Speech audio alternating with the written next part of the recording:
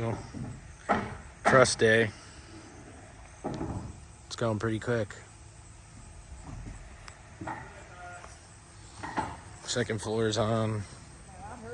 That was quick. They got that done in a day. They got the garage done plus some in a day.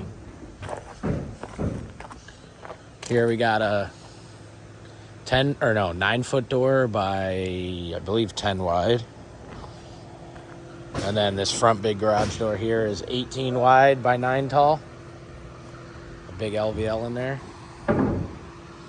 So we don't have any stairs built, and I'm not going to get in these guys' way.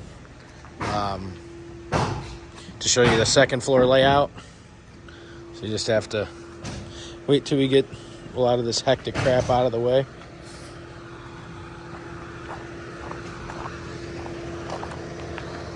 That's going good.